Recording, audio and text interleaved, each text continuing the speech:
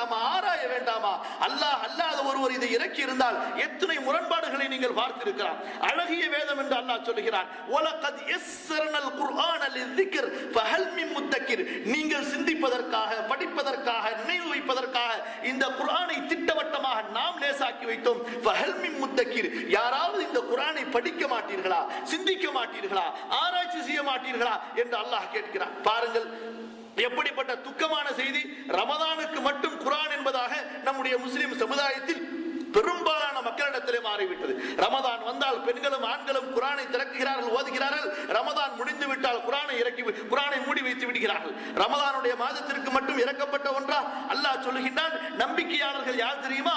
காலையிலும் மாலையிலும் எனது கிதாபை, எனது நூலை படித்துக் கொண்டிருப்பார்கள் என்று நம்பிக்கையாளர்களுடைய அடையாளமாக அல்லாஹ் குறிப்பிடுகின்றான். ரிஜாலுன் ஃபீ புயூத்தின் அதினல்லாஹு அன் துர்ஃபா வ யுذ்கர ஃபீஹா இஸ்மு யுஸப்பிஹு லஹு ஃபீஹா பில்குதுவி வல் ஆஸால். அல்லாஹு அக்பர்.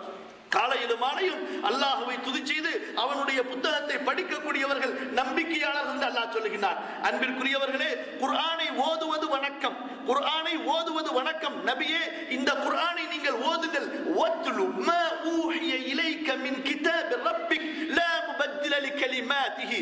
நபியே, இந்த குர்ஆனை நீங்கள் படித்துக் கொண்டிருங்கள். அல்லாஹு அக்பர். யாரின் மீது இந்த குர்ஆன் இறக்கப்படுகிறதோ, யார் இந்த குர்ஆனை நெஞ்சிலே சுமந்திருக்கிறார்களோ அவர்களுக்கு அல்லாஹ் கட்டளையிடுகிறான், வத்லு மா ஊஹிய இலைக மின் கிதாபி ரப்பிக். நபியே, உமது இறைவனின் புத்தகத்திலிருந்து உமக்கு எது இறக்கப்படுகின்றதோ அதை நீங்கள் படித்துக் கொண்டே இருங்கள் என்பதாக. குர்ஆனுடன் எந்த ஒரு முஸ்லிமுக்கு தொடர்பு இருக்கிறதோ அவருடைய உள்ளம் பசுமையாக இருக்கும், அவருடைய உள்ளம் உயிருடனே இருக்கும், அவருடைய சிந்தனை மறுமையை பற்றி இருக்கும், அவர் அல்லாஹ்வை அஞ்சு கொள்வார், அவருடைய வாழ்க்கை தூய்மையானதாக இருக்கும், அல்லாஹ் அவருடைய வாழ்க்கையிலே செழிப்பை உண்டாக்குவார். அல்லாஹு தஆலா நபிக்கு மட்டும் இந்த கட்டளையை சொல்லவில்லை, நபியினுடைய மனைவிகளுக்கும் அல்லாஹ் இந்த கட்டளையை சொல்கிறான், எல்லா மூமின்களுக்கும் அல்லாஹ் இந்த கட்டளையை சொல்கிறான். வذ்குர்ன மா யுத்லா ஃபீ புயூத்திகுன்ன மின் ஆயாத்தில்லாஹி வல் ஹிக்மா. நபியின் மனைவிகளே, நீங்கள் ஓதப்படக்கூடிய இந்த குர்ஆனை வீட்டிலே படித்துக் கொண்டிருங்கள், நபியினுடைய ஞானம் நிறைந்த பேச்சுகளை நீங்கள் படியுங்கள் என்று அல்லாஹ் கட்டளையிடுகிறான்.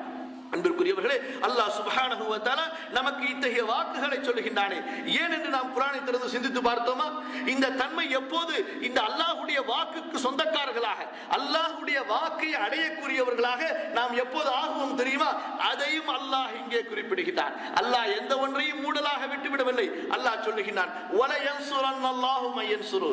நம்பிக்கையாளர்களுக்கு நான் உதவி செய்வேன் என்று வாக்குறுதி கொடுத்தேனே, அந்த நம்பிக்கையாளர்கள் யார்? அந்த நம்பிக்கையாளர்கள் யார்? யார் தங்களது பெயரை அப்துல் ரஹ்மான், அப்துல்லா, ஹதீஜா, சுமையா, சக்கீனா என்று வைத்துக் கொண்டார்களோ அவர்களா? இல்லை.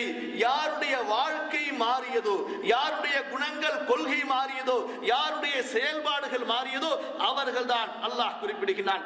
அல்லதீன இம்மக்கன்னாஹும் ஃபில் அர்த் அகாமுஸ் ஸலாஹ் வ ஆதவுஸ் ஸகாஹ் வ அமரு பில் மஅரூஃப் வ நஹவ் அனில் முன்கர் வலில்லாஹி ஆகிபத்துல் உமூர்.